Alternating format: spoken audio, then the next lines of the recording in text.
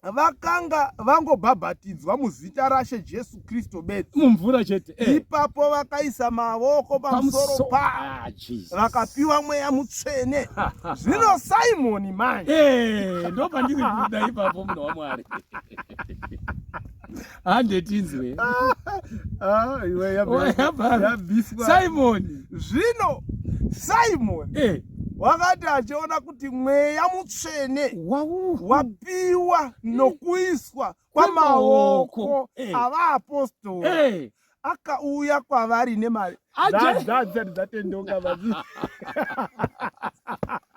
ajaira nyaya yekubhadharisa. Akauya kwavari nemari achiti, ndipei neniwo simba iri kuti wandinenge ndichiisa mavoko pamusoro pake apiwe mweya mutsvene. My God.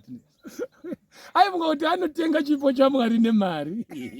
Inzwa hande. Zvino Petro akati kwaari, Peter, silivheri yako nendarama ngaiparadzwe newe, nokuti wakafunga kutenga chipo chaMwari nemari. Hauno mugove kana chikamu pachinhu ichi, nokuti mwoyo wako hauna kururama pamberi paMwari. Naizvozvo tendeuka pakuipa kwako. Zvoti kakutendeuka kekutanga kaya kari kefeki. Zvandataura kuti hanga asina kutendeuka mufesi. Hanzi naizvozvo tendeuka pakuipa kwako, ukumbire kunaShe kuti zvimwe ukanganirwe murangariro womwoyo wako, nokuti ndinoona kuti wapinda munduru inovava napakusungwa kusakarurama. Simoni akapindura akati, mundikumbirire zvikuru imi kunaShe kuti ndirege kuwirwa nechimwe chaizvozvi zvamareva. Zvino vakati vapupura kwazvo nokutaura shoko raShe vakadzokera. Asi ndazofara kuti pakupedzisira akatendeuka. Zvinoti muremazuva ano ari nyange ukariparidza sei. Saka ona Simon zvaangaita, akanga ashandisa statement inonzi nechirungu, if you can't beat them, better join them. Akaona kuti genga rafiripiri auya newevhi rakandidarika, akati regedzai ndinyepedzere kunge ndatendeuka ndive mukati mavo ndivapedze simba. Inzwai gentlemen, inzwai vana vabangu, vamuri kuona muvhangera chazokuudzai pamunovaona.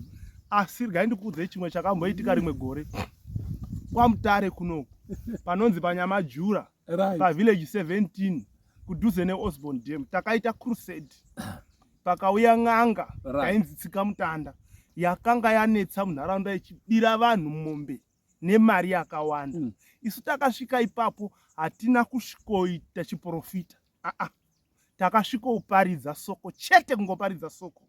Vana mbuya vamwe vakanga vatemwa nyora vachizi zvinorapa makumbo mombe dzichienda, nebofu ranga ratorerwa mombe, matambudziko vangori navo. Sezviya zviri pana Mark chapter 5 kuti murwere akarwara for 12 years kubuda ropa haana kuwaniswa chinhu, asi akatonyanyiswa achipedzerwa pfuma yake nevarapi vazhinji. Ndo zvakanga zvichiitika paNyamajura ipapo pavillage 17. Handisi kutaura nyaya yekuverenga mubhaibheri.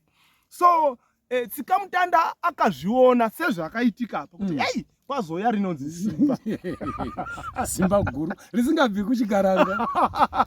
Saka ndikubva ndapindura madzibaba Samson, shamwari yangu chitotendeuka mwana wababa. This is the right time yekuti uzive Mwari, utendeuke. Madzibaba Samson, tendeukai.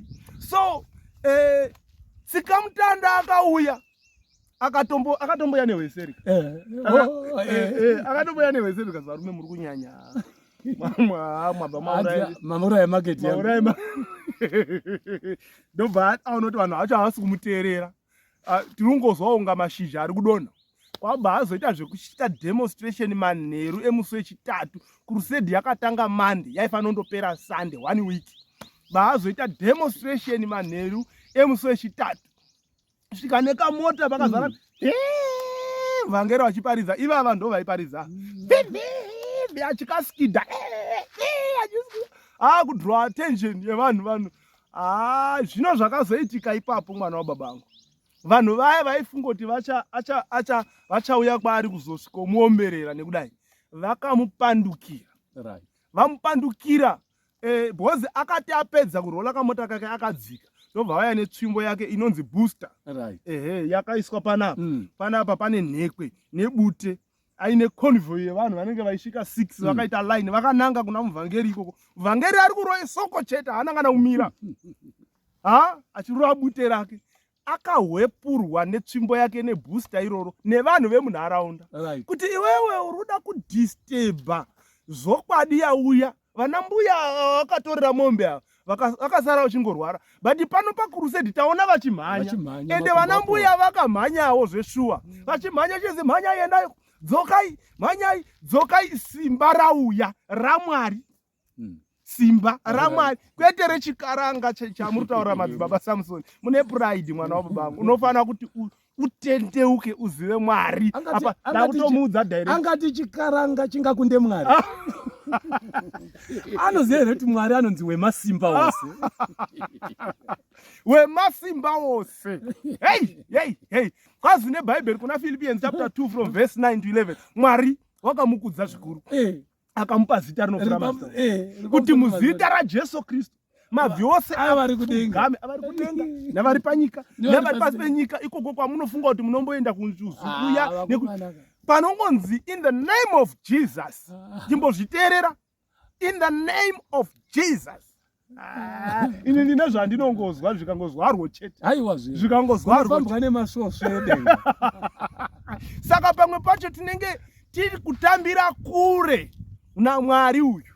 Ngatigadzirei ukama naMwari hama dzangu. Muvhangeri nekuda kwetime dzedu ndofunga masoko ekupedzisira but muvhangeri asati ataura masoko ekupedzisira ndikuda kuti vese vanoda kunamatirwa namuvhangeri macounseling nezvakasiyana siyana sunungukai kuvabata.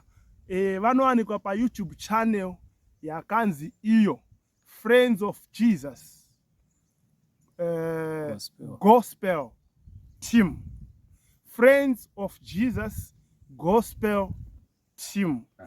Please handei tondogara taisa tandosubscribe ipapo tisununguke kuvabata.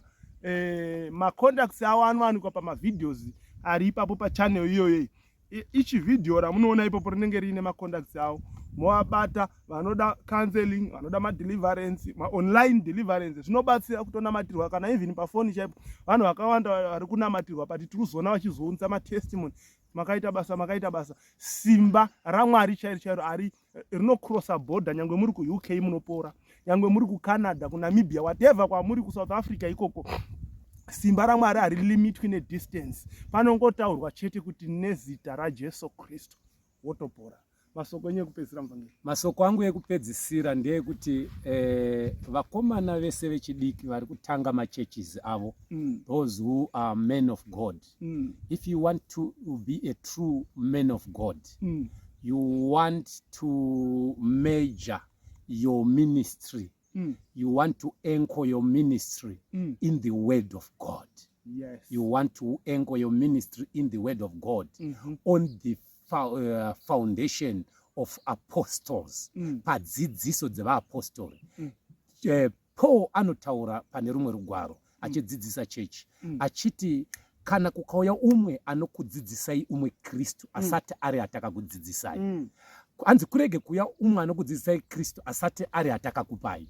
Akupei mumwe mweya asati ari atakakupai. Agokuparidzai umwe Mwari asati ari atakakuparidzai. Musafe makatevera kuri kuinda mhepo yenyika kuti regedzai ndiprofitewo ndasara ndegedzai ndiitewo minana. Don't hungry for miracles. Don't hungry for power. Don't hungry for prophecy. Don't hungry for money. Be hungry for God. Bible inoti vakaropafadzwa vane nzara nenyota yekururama nekuti vachagutiswa. Iva nenzara nenyota yekuona vanhu vachiponeswa. Kana ari munhu andinosaluta munhu anofunga kuti anotenda kuti munana wekutanga ndewekutendeuka kwemutadzi. A great miracle before the eyes of God is the salvation of a sinner. Mukutendeuka kwemutadzi. Masoko angu ekupedzisira andiri kukudzai ndeyekuti ngatirege kumhanya mumhepo yechiprofita. Nekuti vamwe vachidaro vakakwira gomo vachiti ndiri kunotsvaga mweya. Hautadzi kuburuka mugomo uine mweya. Nekuti gomo rimwe nerimwe rine mweya inotogarapo iri kutsvagawo pekugara. Iwe uri kukwirawo gomo kunotsvaga mweya uri empty vessel. Unotodzoka kubva mugomo waane mweya. But upi mweya wacho manje? Unogona kudzoka waa kungodzungudza, unogona kudzoka waa kuprofita. Wofunga kuti ndimwari andiona. Izvo haasi Mwari. Inyaya yekuti une nzara yezviri kuita vamwe. Ziva kuti calling yako iri papi. Inini muchindiona ndakadai so ndingadai ndiri umwe akatanga chechi yake kare kuburikidza nezvinopindana nazvo muupenyu. But nemhaka yekuti ndinoziva calling yangu kuti ndikatanga chechi nhasi haimiri inofa, nekuti this is not my calling yekutanga chechi. Iyo chechi inotangwa here ndeye munhu here. Mwari ndiye akaitanga kare. Amen. Ministry hauitangiri munzara, hauitangiri mukuda kudya, hauitangiri mupride, hauitangiri mukuramba kutsiurwa, hauitangiri masituation, hauitangiri mubitterness. Nekuti iyoyo haisi yaMwari, ndeyako yawatanga. Zvino yako inoita kuti uite zvidobi zvekuwana mari kubva kuvanhu. Asi yaMwari ikatangwa inonzi Peter, hauna mutero wekuterera iwe neni, inda unovedza hove. Ovedza hove honzi chishamisa muromo wacho motoonekwa mune dinari. Hapana chidobi, hapatorwi mari kumunhu, panotorwa mari kumaresources ari kunyika kwamusingafunge kuti kunobva mari. Inzwai vana vababa vangu, chinonzi true word of God hakusi kusosa kutsvaga pfuma, kutsvaga mamanshoni, kuvaka dzimba. Though tichidzida, asi Peter anoti tichawanei pakukuteerai. Jesu oti hakuna akasiya mukadzi nedzimba neminda asingazviwani zvakadhabhulwa uye asingawani neupenyu hunouya. Saka tinofanira kutenda kuva the true men of God munyika. Titaridze image yaMwari wezvokwadi, tisatukise zita raMwari nezvatinoita. Uye dzimwe nyaya tisadzikomende tiri bhita uye tatopa nyama pano pasocial media. Tiri kudzikisa Mwari watiri kufunga kuti muri kunamata. Ngatinamate Mwari mumweya nemuzvokwadi. Fear not, sin not. Thank you. God bless you.